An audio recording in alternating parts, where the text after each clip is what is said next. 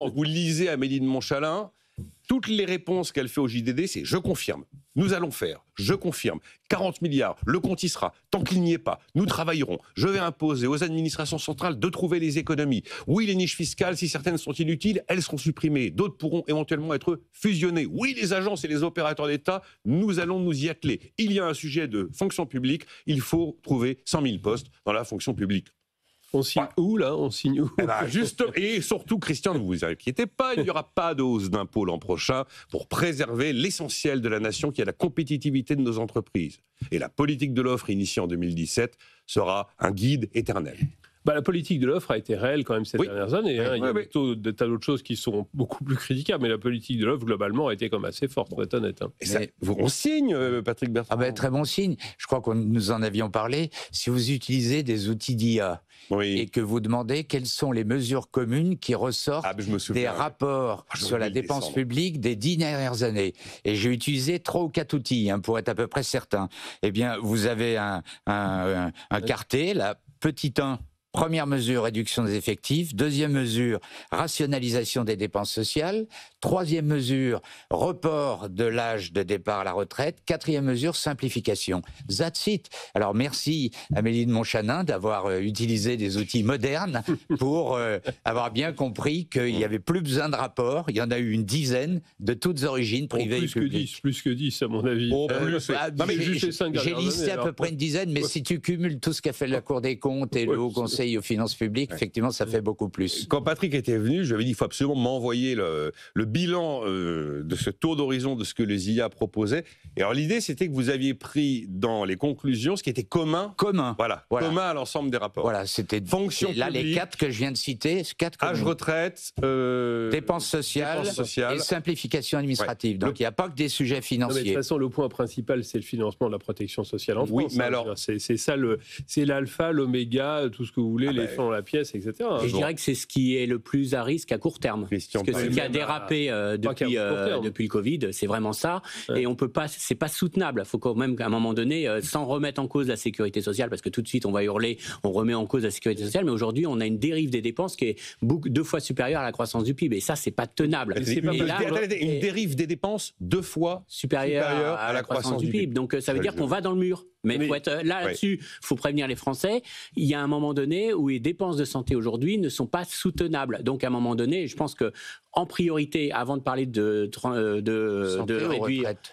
Non, je parle de l'aspect purement social, santé là. Je parle vraiment de la sécurité sociale. Si vous prenez la Cour des comptes, la retraite, c'est un paquebot. Oui. C'est un paquebot, ça va arriver, mais c'est quelque chose qui met du temps. Mais à très court terme, je dirais à horizon 2 ans, il faut qu'on redresse les dépenses de santé. Je pense que la Cour des comptes a fait un très bon travail. Il a assez montré, alors en voulant marketer un risque de financement que je ne confirme pas. Comment ça, Christian ? Quand la Cour dit que la CADES est arrivée à son plafond, qu'elle ne peut plus donc participer au financement avec la capacité de d'émettre des obligations notées avec la note nationale, et que la Cour des comptes commence à parler d'un risque de défaut de paiement de la sécurité sociale, vous ne prenez pas ça au sérieux? Non, parce qu'il y a toujours des façons d'agir, et l'État agira et fera en sorte que... Mais après, ça reviendra sur la dette de l'État. Oui. Mais le fond de l'histoire n'est pas là. Enfin, je comprends, la communication de la Cour des comptes, elle a raison, elle est dans son rôle, elle montre un risque. Mais le vrai risque aujourd'hui, c'est qu'on a quand même un rythme de croissance des dépenses de santé qui n'est pas soutenable. Et ça, c'est quand même un vrai problème. Oui, et il faut agir très rapidement là-dessus. D'accord, mais la conclusion, c'est pas dire qu'on va le supprimer, on est bien d'accord. On ne va pas supprimer les dépenses de santé.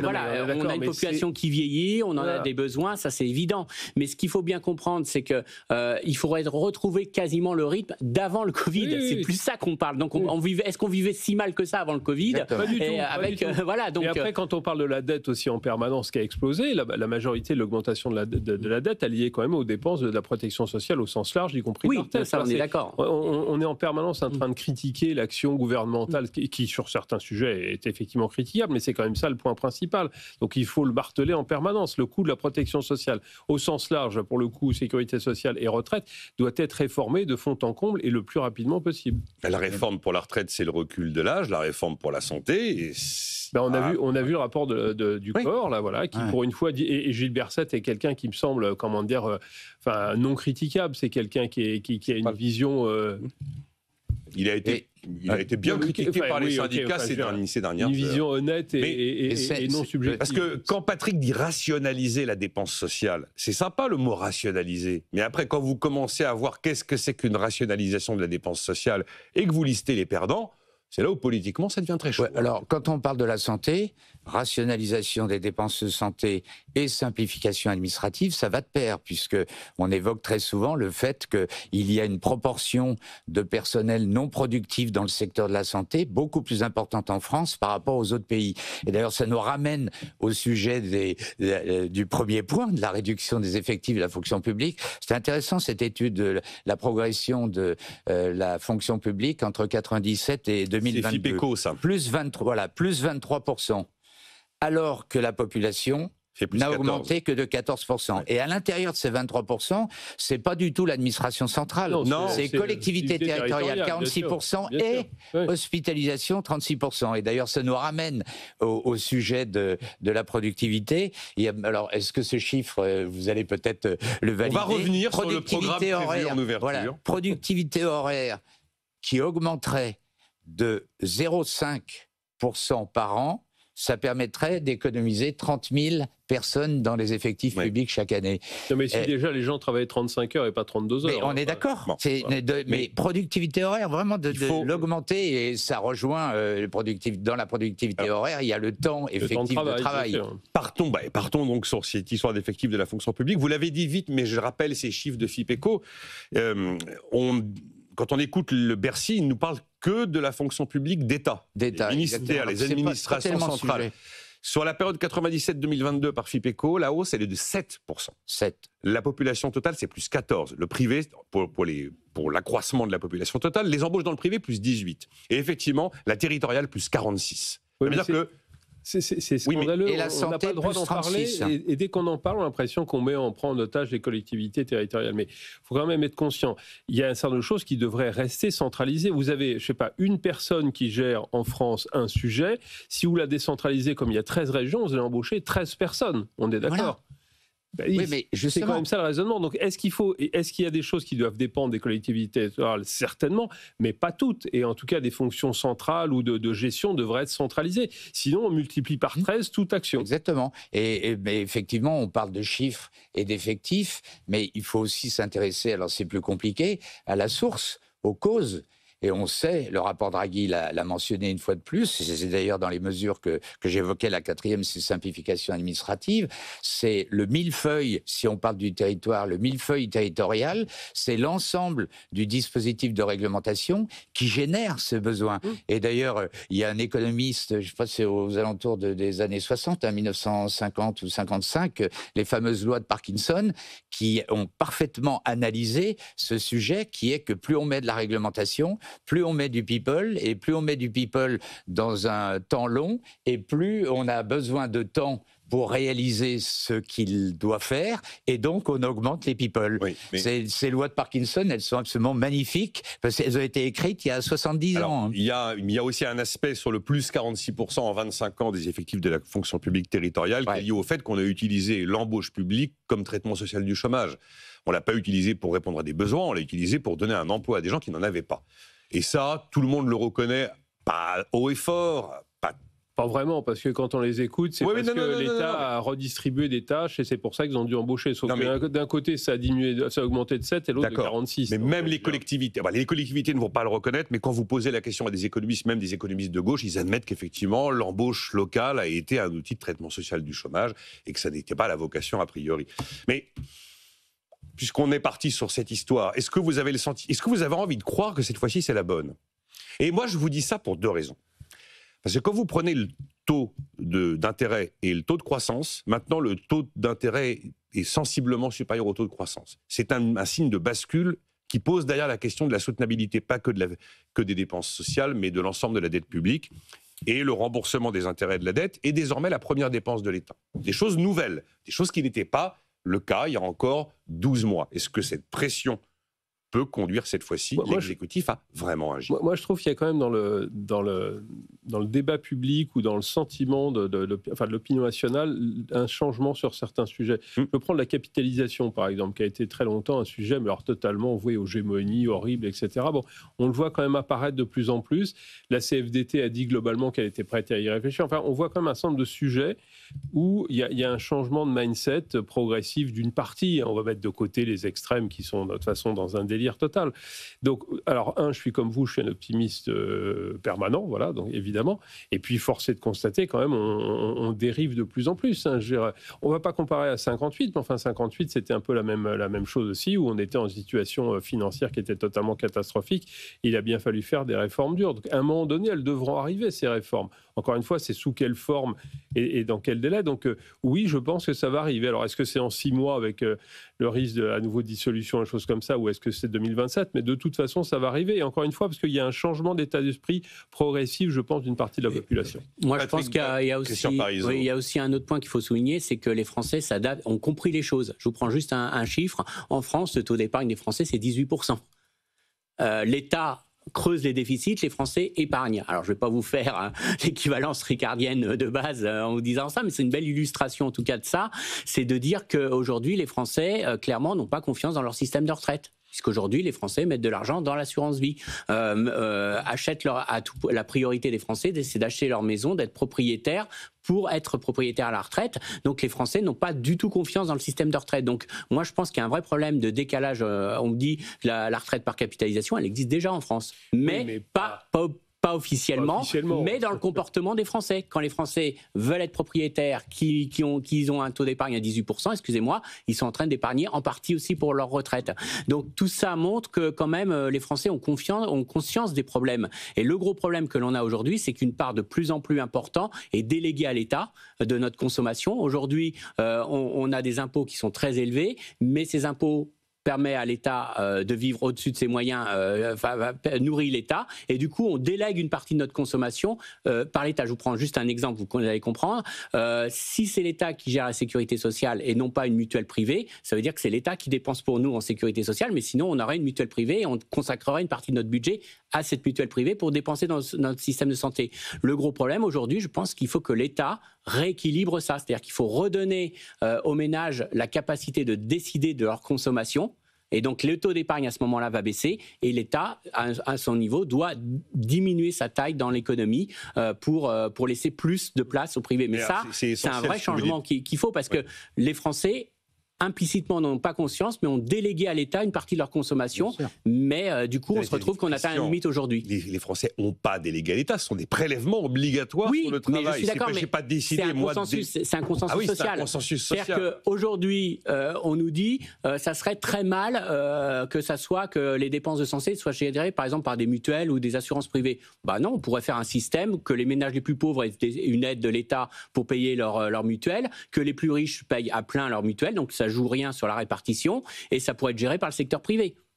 Là, vous êtes en train de me décrire une forme de privatisation de la branche santé. Il faut juste qu'une partie des dépenses de santé soit privatisée. Et ça permettrait aussi aux gens de se rendre compte que la santé, c'est pas gratuit. Parce qu'aujourd'hui, le gros problème, c'est qu'ils ont le sentiment que ça leur coûte rien d'aller voir le médecin. Or, là, si on leur disait votre mutuelle va augmenter si vous allez voir trop le médecin, bah là, déjà, ça régulerait un petit peu les choses. Là, c'est révolutionnaire comme même. Non, mais oui, tout à fait d'accord, mais pour revenir en arrière là-dessus, ça n'empêche pas juste. Je dis ça n'empêche pas qu'on peut aider les ménages les moins aisés et ça n'empêche pas une politique de redistribution. Ce qu'on nous oppose souvent, on nous dit faut que ça soit l'État qui gère tout parce que sinon il n'y a pas de redistribution. Non, il peut y avoir un système d'aide et de redistribution, mais aussi il faut maintenant, pour les dépenses de santé, il faut que les gens soient impliqués dans leurs dépenses de santé. Et c'est la seule manière maintenant, parce que maintenant, je pense qu'on arrive à la limite du système parce qu'on a l'image de la santé gratuite. Et c'est ça qui fait très mal aujourd'hui dans les dépenses de santé. Sur 1 000 € de dépenses publiques, vous avez 260 € de retraite et 210 € de santé à peu près. Hein. Donc on approche des 500 milliards sur 1 000 € de dépenses publiques. Ce que vous décrivez, c'est purement révolutionnaire. Alors, je sais ce qui se passera. Ça va tout de suite vriller sur le terrain politique. Vous allez avoir les organisations syndicales qui vont vous parler d'une santé à 2 vitesses. En vous disant que ce sera comme pour le reste à charge zéro, celui qui a du reste à charge zéro, il a des lunettes de piètre qualité, et celui qui peut se payer des lunettes de belle qualité, Moi, je pense qu'il faut savoir prendre les problèmes. Non, mais Non, mais je suis d'accord. Mais sur le fond, tout à fait d'accord. Il faut prendre les problèmes dans le bon ordre. Moi, le problème numéro 1 qu'il faut traiter, c'est quand même les retraites, si j'ose dire. Où là, comme on le disait, il y a quand même un consensus qui arrive progressivement où les gens se disent oui, il va falloir bosser plus tard. Et les jeunes générations se disent de toute façon, si je n'économise pas aujourd'hui, j'aurai rien effectivement dans 40 ou 50 ans. Donc, on ne pourra pas tout faire en même temps parce qu'effectivement, ça sera trop complexe, pas acceptable socialement. Donc, le point numéro 1 qui est de dire déjà, non seulement on laisse à 64 ans et puis on indexe finalement l'âge de départ à la retraite sur la durée de vie, ça serait un signal assez fort et qui, à mon avis, peut passer qui est passé en partie d'ailleurs, difficilement, mais qui est passé en partie, et qui peut donner un signal fort aux entreprises, aux agences de notation, aux marchés financiers d'une manière générale. Donc, prenons les sujets un par un. Voilà, prenons les sujets un par un. Allez-y, parce que je veux revenir sur la proposition un peu révolutionnaire. Je partage, et effectivement, entre révolutionnaire et situation actuelle, la retraite est un très bon exemple parce qu'on pourrait très bien, sans remettre en cause le principe général, d'introduire une dose de capitalisation. Donc, il y a probablement des marches possibles. Et puis, tout à l'heure, par rapport à votre question, c'est est-ce qu'on peut avoir confiance dans les mesures qui vont être prises? Alors, je ne suis pas comme Christian qui parlait d'optimisme ou de pessimisme, c'est plutôt pragmatisme. On voit le mur quand on est au pied du mur. Et donc, moi, je suis confiant parce qu'on est dans le mur. Vous considérez qu'on est dans le mur? Ce que vous évoquez sur la perception des Français, je pense que tout le travail qui a été fait de communication autour des informations va permettre aux Français de comprendre que oui, le mur est là. On va voir. Donc, je vais revenir. Assez confiant. Et il y a aussi les pressions extérieures, on en parlera tout à l'heure. Exactement. Je vais revenir sur cette histoire de « on est dans le mur ». Hein. Vous vous souvenez, Agnès Verdi avait écrit « on va dans le mur » et puis elle a publié récemment « on est dans le mur ». On est dans le mur. Ouais. Je reviens sur ce que vous me disiez, Christian, parce que c'est un sujet monumental et qui mérite d'être entendu dans sa complexité et pas son résumé à l'emporte-pièce entre les anti et les pros. On imagine effectivement que désormais, le remboursement de la santé est confié au secteur privé et qu'il y aura une sorte de caisse universelle jusqu'à un certain niveau de revenu pour permettre aux moins riches d'avoir accès à un remboursement de soins. Ça veut dire que finalement, le salaire net des personnes qui travaillent augmenterait. Parce qu'on réduirait les cotisations sociales de manière importante, et ensuite, avec son salaire net, une fois crédité sur son compte en banque, on se paye l'assurance privée de son choix. C'est ça, hein? Oui, alors après, on peut aussi se faire un système comme on l'a actuellement, qui est une sorte d'assurance obligatoire, mais ça peut être totalement subventionné. L'État peut vous dire, je vous laisse 100 € tous les mois pour souscrire une mutuelle, et vous choisissez la mutuelle que vous voulez. Mais pour des raisons aussi d'optimisation, il faut que tout le monde ait une mutuelle, sinon on aura un problème pour les soins, etc. Mais on peut mettre une mutuelle obligatoire, mais je vous laisse le choix. Oui. Et je mets en compétition les différents... Alors je dis mutuelle, différents systèmes, on peut mettre en compétition les différents systèmes pour optimiser. Et ça laisse la place à de la concurrence. Mais derrière, encore une fois, ça ne veut pas dire ça qu'il n'y a pas de solidarité. Et ça ne veut pas dire que les gens sont moins bien protégés. Contre, Nicolas, n'oubliez pas, réduire les cotisations augmenterait le salaire net pour pouvoir souscrire à une assurance maladie privée. N'oubliez pas qu'au passage, ça augmente votre assiette d'IRPP. Et donc, il faudrait aussi corriger ça. Parce que si vous augmentez le salaire net, mais c'est le sujet de la France. Oui, c'est dès qu'on touche un indicateur.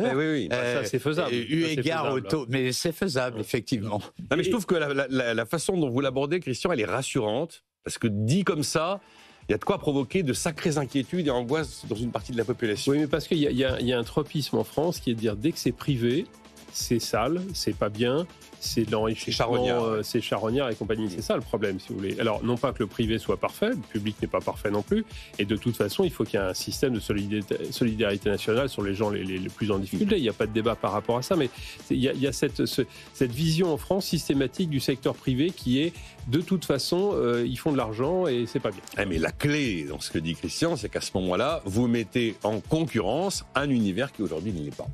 Et d'ailleurs, c'est vrai qu'aujourd'hui, avoir un double payeur pour un même acte, une partie assurance maladie, une partie mutuelle, c'est aussi un sujet qui mérite d'être questionné, parce que c'est pas forcément totalement sensé. Et vous avez vu sur la retraite le nombre de combinaisons, 1 milliard de combinaisons pour calculer les sujets de retraite, là, l'audition qui a eu lieu à l'Assemblée nationale. Oui, mais de toute façon, que chacun qui nous écoute se demande s'il est parfaitement à jour sur ce à quoi il aura droit lorsqu'il sera à la retraite. Moi, le premier, je suis incapable de vous répondre.